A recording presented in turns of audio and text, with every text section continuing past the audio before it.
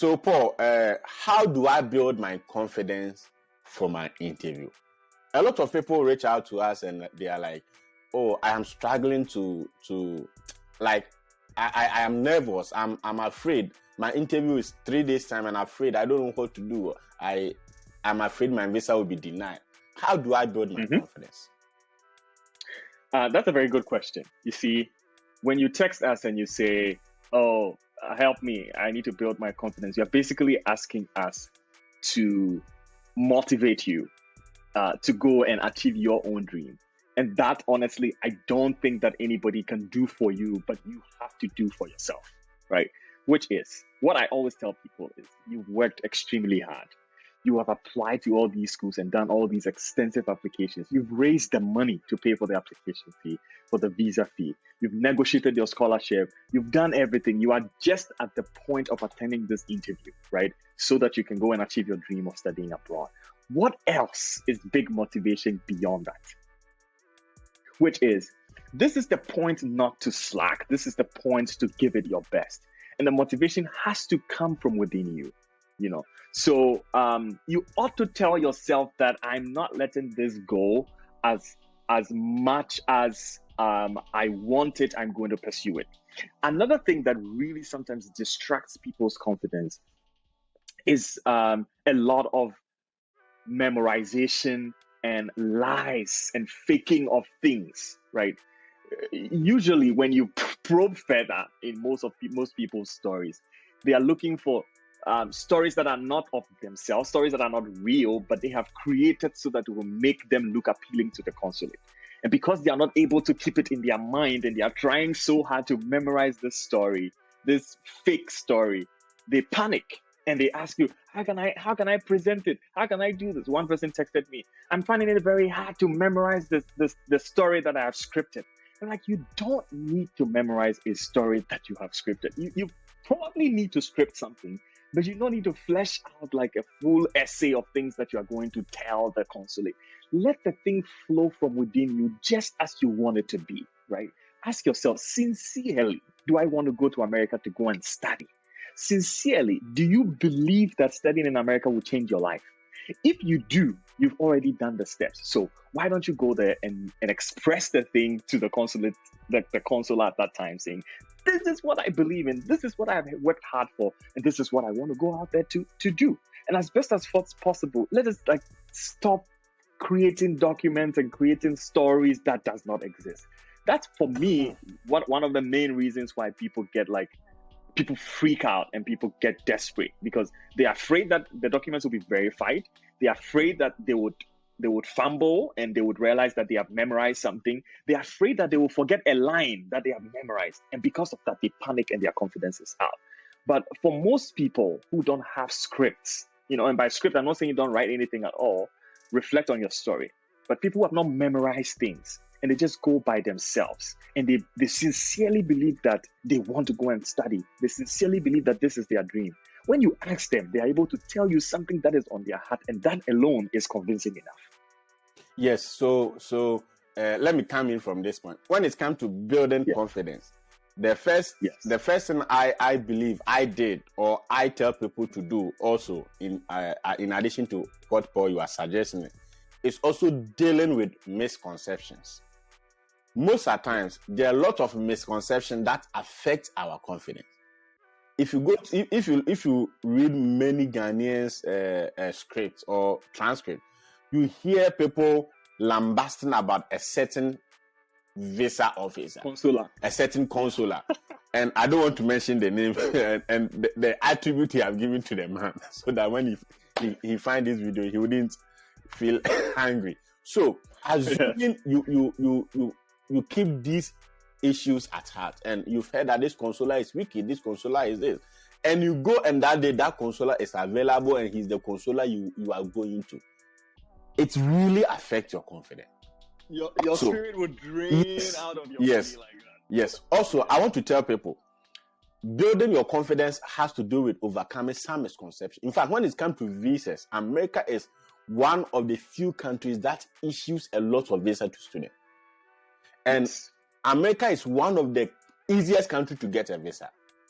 If you really, visa, yes, a student visa, if you really have a good story to tell. Because I also had that misconception that it is difficult to get American visa. It is not difficult to get American visa. If you have paid for your I-20, if your CVs, you have paid for your visa fee, you are entitled to get your visa. You see, the consular is there to serve you. The consular is there to serve you. So go with that confidence that you are entitled to get your visa because you are coming to study, because you are a genuine student. So the consular is mandated to give you the visa if you satisfy the requirement. So where is the fear? Why should you be afraid? So it is important. Paul, keep going, Alfred. Okay, it is important. I was going to say what. Sorry, it is important for you to understand that the consular is there to serve you, and also prepare well before you go for your interview. And by preparation, I tell you, it is not all transcript that you see in WhatsApp groups and telegrams and whatever that you have to read or take seriously. Recently, I've seen that some people are creating transcripts just to publish themselves that this person helped me, so go to him, and they create transcripts. Sometimes people's transcript tells their story and not your story. It should not your story, guy. So as possible, when you are preparing, don't go and memorize an answer somebody gave because the person gave that answer and the person received their visa. When you also give that answer, you're also going to get your visa approved. Paul, come. I was going to say that what you are essentially saying, what you're saying is very powerful, and what you're saying is mindset. Because mindset and perspective is a lot. And you need to be, just as everything, you need to be very wise and discerning, and you need to ask yourself a lot of very, very good questions. Because you are going to be a graduate student or a bachelor's student, or whatever it is, you're going to be a certain type of a student. For God's sake, outside of your country, America or Canada, for Christ's sake. So you should be of a certain mental standing, to be able to discern things for yourself. It is very important for you to understand that your story doesn't have to look like somebody else's story. There's so many people. As you're talking about transcript, I remembered a lot of text messages that we got online where people would text you and they're like, "Oh, this is what I'm thinking, but when I read this person's transcript, my mind is changing and I'm confused." Your answer, like you said, Alfred, doesn't have to look like the person's answer at all. You can say what you need to say, and that will be decent. That will be fun. That will be okay. Also, you need to be aware of a lot of mock interviews online, where people are sort of granting mock interviews and sort of like authoritatively telling you that your story doesn't make sense. Paul, let me come. I remember just recently. There was this guy who went, 19-year-old guy. He's from Ghana. He graduated and he's coming to study bachelor's in electric engineering, right? And he came to me for visa coaching. I coach him. I listen to his story. I help him to prepare how to answer certain questions. I don't know what happened. He went for another mock interview somewhere, and what we prepared, somebody told him point blank, "This is wrong. You can't give this answer." The story was that during his high school days, their science department had a workshop with the electricity company of Ghana. And out of the workshop, the electricity company of Ghana emphasized that they lack personnel. They lack people in electrical engineering. Most of their specialized engineers are outside. So since that time, that guy had the interest to go into electrical engineering because that is a field from the manager of the ECG. People are not interested. Right. So that is what I said. Then that's your story. Go and explain that this is why you want to go and study. This is a reason. That's a very good reason. That's a good reason. He went and they said, no, this is not a good reason. He came back and I said, no, stick to this. He stick to this. And lo and behold, he went and they asked that question, why are you going to study? He brought in and the controller asked him, how old are you? He said, I'm 90. So, oh, good. You have a good plan. You are thinking about your country. Then he grants him the visa in Ghana. If he's watching, he will testify that sometimes be careful about mock interview. Be careful about what people are saying somewhere and all that. Yeah. Probably the last thing that we're going to add to this whole like confidence thing, and getting freaky and panicking, is just really thinking about your story a lot. Because I remember that when I was going for my interview, I know that so when I was going for my interview, I had a date already planned and I had not prepared anything. I just thought, oh, they're going to just look at my documents and give me my visa. That's what I thought. But somehow I just started reading, and then I started seeing all these other things that people are saying. So I changed my appointment date, chose a later date so that I can prepare very well, right? So between the time that I was waiting to get my to go and to attend my interview, I was thinking about my story a lot. And I always knew, even till today, that if I had not done that change to think properly about my story, I probably would be denied the first time. So thinking about your story a lot makes you sort of believe in it even more.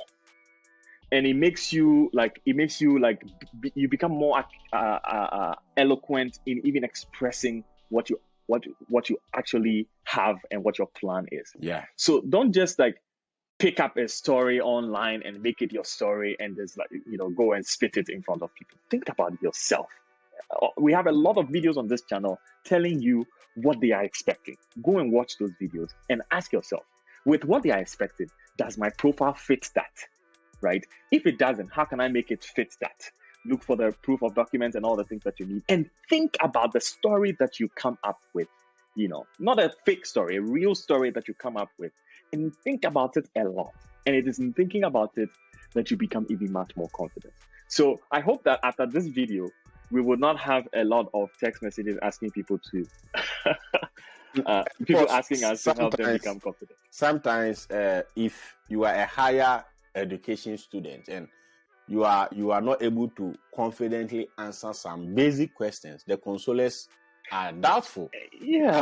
I was coaching one guy. He's a PhD candidate, PhD student. I'm like, Charlie, you have gotten a full funding PhD. You are not a small guy. Like PhD is the highest of all that we are looking for. So go to the interview, proving to the consular that indeed you're a PhD candidate. Like you must get to that level based on your level. If a bachelor's degree holder or somebody who is about to study his bachelor's is struggling, fumbling, and feel anxious and trying to shiver to answer questions, as a PhD holder or a master's degree or a master's student, you must do better. And that is, I think, you must do really better. How you end on the confidence issue.